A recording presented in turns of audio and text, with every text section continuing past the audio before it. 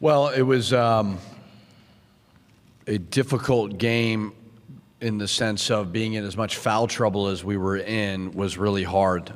3 guys fouled out, obviously with Jalen and Jamal in foul trouble. I mean, it was just very, very challenging. But we fought back, cut it to 3, didn't execute at the end. Had a miscommunication there. That's on me. But the bottom line is, I told the guys, when you take a step back, we showed a lot of growth this year, a lot of growth with a lot of adversity and a lot of youth and a lot of inexperience, so we can learn from it. Disappointed to go home early, but proud of what we're building. Okay, questions for our student athletes? For both of you guys, identify yourself. Jeff Grammer, Albuquerque Journal. For both of you guys, the free throw line obviously played a big part in the game and the fouls that were being called. So I'm curious how you two adjusted to the way the game was being called. Was there anything you did to adjust? Did you have to back off a little bit? Jalen, you in particular, because you were getting the fouls. I know, Jamal, you weren't necessarily getting the fouls called on you, but the game was certainly being called pretty tightly. So did you guys have to adjust, and what did you do to adjust? I think, every game I go out there with the same, attack mentality and just attacking and how I play. So, I'm not really worried about, how the game is going to be called. I try to just stay out of all that just because, it's just going to be so wishy-washy with the refs and, calls going to go certain ways. Because they make mistakes just like us. So, but I come with the same approach every game, so. I just thought we had to tone it down a little bit. We couldn't be as aggressive on defense because I felt like it was a little ticky-tacky. But me going to the line, though, I just thought since they were calling it for them, I think they would call it for us. So that's all that happened. Jeff Symbiote, Sports Animal in Albuquerque. Jalen and Jamal, for both of you, Coach talked about growth, and I'm going to ask you both what you felt.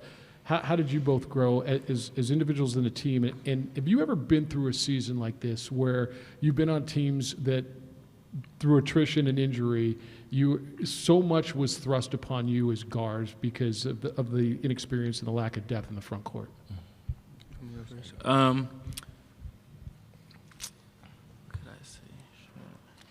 This year is a different role for me, so it was kind of a little hard at first, but I think I kind of got the hang of it at the end of the day. Yeah, that's really it. Yeah, I think just overall throughout this whole year, I think we've all been able to learn a lot as far as individuals and just as a team. How to talk to certain guys. For me personally, I want to be a better leader and just continue to grow in that aspect of things. So just, my choice of words, how I can get these guys on the same page, every day, throughout practice, throughout, strength training, whatever it may be, just being able to help people. I think this year I've been able to be in a position to learn that and help a lot of people out. So that's what I can take from it. Okay, over here. So the way they were defending the two of you, obviously they know, and by this point of the season, they know that you guys drive an awful lot. Did you feel that the guards out on the perimeter were kind of letting you get by a little bit and pushing you to a spot? That's kind of what they said. They were trying to lead you to a spot as much as anything, or into their bigs, frankly. Did you feel that at all, or did you? Nah, honestly, I didn't even peep that. I think I definitely noticed they were loading up on us, and they were making us drive and kick, and having us do different things like that. But it wasn't really nothing I noticed like major like that though. So yeah. Chris Wynn, KDWN Las Vegas. Jalen, not to harp on the officiating and obviously not to get you in any trouble, but I don't think the players can get in trouble, can they? No, I can, but they can't. Yeah. So fire away. No, I'm just kidding. Yeah, exactly. But you did have that animated exchange a little bit there in the second half with the official prior to the free throw that was going off. What was going on as far as that exchange there? Which one? When you got into it a little bit prior to a free throw there, about mid-second half, it was obviously frustrating for you, it seemed like, and there was some kind of exchange with the official, or you just kind of squared something away, I guess. I have no idea what you're talking about, honestly. Okay. Further questions for our student athletes? Okay. Isabel Gonzalez, Delaire. Jamal, you followed Coach Patino to New Mexico. Now that the season's over, How would you describe the whole experience? Do you like that you made that choice? 100%. I mean, ever since the beginning, when I made the choice, I knew it was going to be the right one. Just because it, allowed me to expand my game and, and obviously expand our relationship as a player and head coach. So I think it's been a great year. I wouldn't change anything about this year. I don't hold any regrets. I think everything that we've been through and I've been through has been a learning experience. So we can only get better and keep moving forward. What's the biggest difference you've seen from Patino from your previous school to now?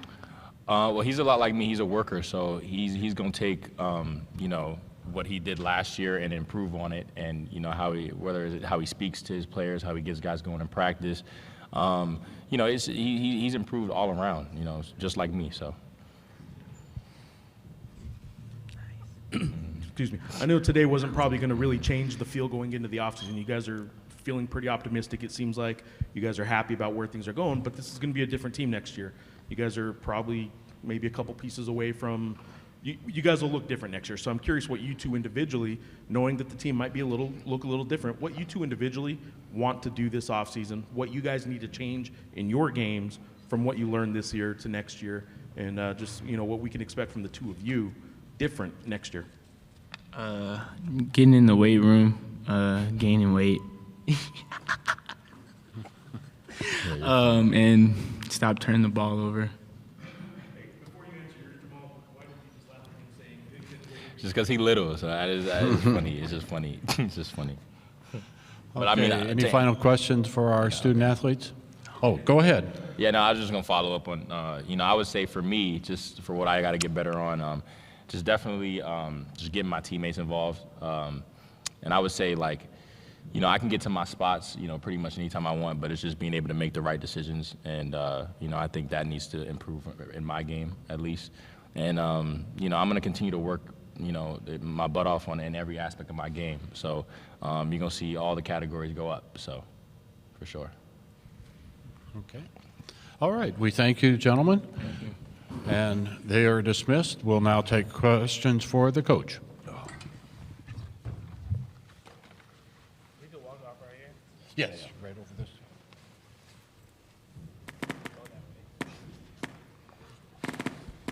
Coach. All right. See you in a bit. See you. Yep. Thank you, guys.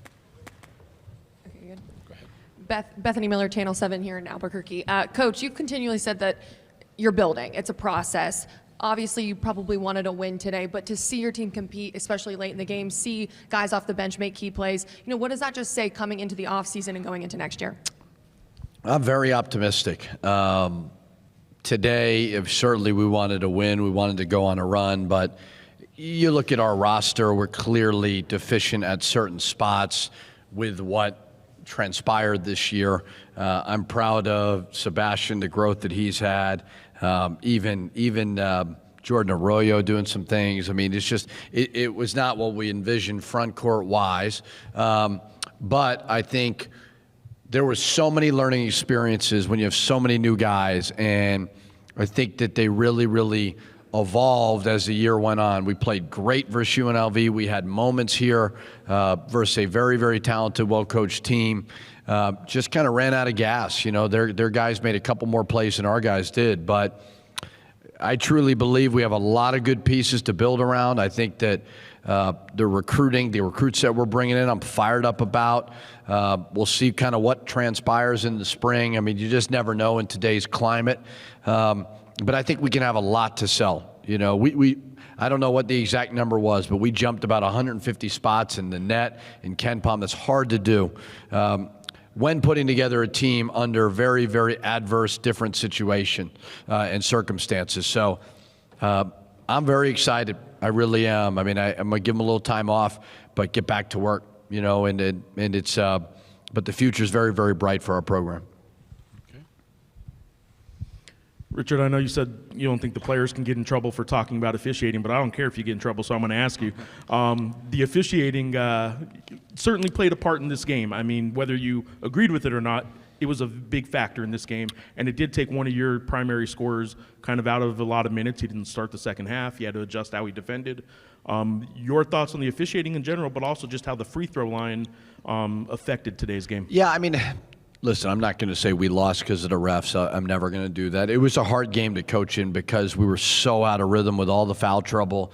The foul call was just a weird play on the break where they called it on House. I thought that was kind of a momentum changer because that gave him, I believe, his third foul when we were up 9. But it's not the ref's fault, you know. I mean, I don't think it was perfect all around for any of us, but it was a hard game to get into a rhythm with substitutions and so on. And we haven't had a lot of games where Jalen's been in a lot of foul trouble, and then obviously fouling 3 guys out, very, very difficult to overcome. Richard, I understand why it happened, but I looked on the floor at the end of the first half. Jordan Arroyo, Taryn Todd, Jeremiah Francis, the lineup that you were forced to go to almost felt like it was so symbolic of the whole season, and yet you got 2 tap-ins from Jordan. Having to go to that lineup felt, I don't know, it's symbolic of what you had to do and how thin you were, and yet it felt like all season long you got production from places that maybe you didn't know you could. Yeah, I mean, that's the key to this whole thing is when you're building a program like early, you know, you're not going to be strong enough to endure some of those things. And we had just so much with 3 centers down. It was just very, very hard. But, you know, I'll give Jordan a lot of credit. Taryn did some great things. I mean, the bottom line is what we're trying to do in year 1 is set a foundation. With everything, on the court, off the court. Our guys were great off the court this year. They were great in the classroom. They were great on a daily basis, little things with a lot of teaching moments, and then just strengthening everything that we do. So I didn't envision that lineup being in the game, but it just kind of is what it is, and I thought our guys were ready to go and did some good things. So this is kind of a follow-up to that and to the one foul in particular, and I'm not going to harp on one play in the first half and say that was entirely, but I'm going to. What is the fine structure in the Mountain West? Go ahead. So the foul that was called on Jalen, his third foul, that certainly swung momentum. Again, whether you agree with it or not, it was certainly a momentum swinging play, and I'm curious what you tell Jalen on how to play the rest of the game. Do you tell him to back off, or is Jalen the type of guy that you can't tell to back off because that's just not how he plays? No, if I'm going to put you in the game, you got to play the right way. So I didn't tell him not to play defense or anything like that. That was a crucial call. The technical that gave him a second foul, he has to, both guys are jawing at each other, but he just has, and it's hard to tell a 19, 20, 21-year-old, like, let him say something to move on. Those guys, they'd rather quit than do that, and I understand it. But he needed to be smarter on that, and then the unfortunate call on the third really was hard. But I didn't tell him, you know, if you're in the game, you got to play the right way. And, you know, he did. I mean, he weathered very difficult foul trouble all game. Lee Ferrier, KOB-TV. Coach, when you talk about growth, will you sit down with every player and say, this is the game plan for you in the offseason? Yeah. So like I said, I mean, it's spring break here coming up for our guys. So we'll get home. We'll finish out this week academically, give them a break, and then we'll come back in and we just tell them the truth. Tell them this is what you did well. This is where you need to get better. The weight room is huge. I mean, we have a light group, a very, very light group. And so I'd say about 90% of the team needs to put on significant strength. But that's it. You know, I'm going to go recruiting this weekend. And we just keep building it, you know. And I think we had some really good moments in year 1. You know, when you take over a job, when you're sub 300 in the net, you got a lot of concerns. You do. I'm happy I took it. I think it's a special place. The Mountain West is not a mid-major conference, in my opinion. There's not a whole lot of a difference between the Big Ten and what I'm seeing here. So it's a terrific league. We need to continue to recruit our butts off and develop the players that are in the program, and we'll be right back at it. So we'll have some meetings with the staff, the players, and everybody. Where can we get better and stronger moving forward? Jamal and Jalen were kind of the ones that would score most consistently, but you also had guys like Johnson and Jenkins and even Jay, where they would step up during some games. So what can you say about players like that who maybe weren't as consistent but definitely showed up in some of those games, and how do you keep that momentum going for next season? Well, KJ was obviously off today. That game, I thought he had a lot of good looks, and I kept trying to tell him, like, get out of your head, man, shoot the next one, you're good. But you could tell he was down on himself throughout the course of the game. I think Javante, he was pretty consistent for most of the year. What we need to do moving forward, and Jay was kind of up and down. He was in foul trouble today.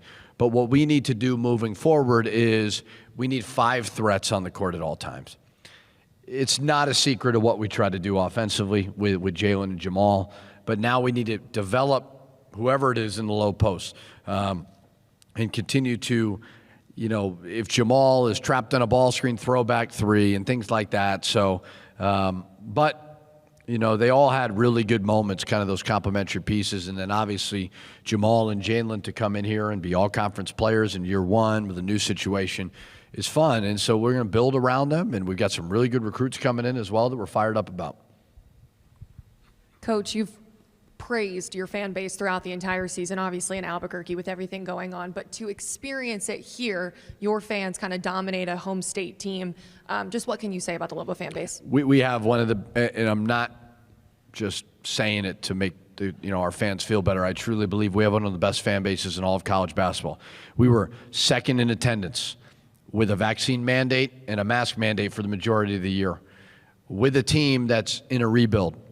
Our last game, we're almost at 10,000 fans. There's a lot of programs that would kill to have that. There's a lot of programs that would kill to have this fan base show up at a conference tournament. It's why I said it over and over again. It's why I chose this job. I could have sat out. I didn't have to work this year. But I always wanted a place like Albuquerque where you're kind of the only show in town in the winter. And the fans love it. And we'll get the pit back. We constantly talk about what it was. It's still really, really good, and it's going to get better and better. So it's why the players come here. It's why I decided to coach here. I believe in it.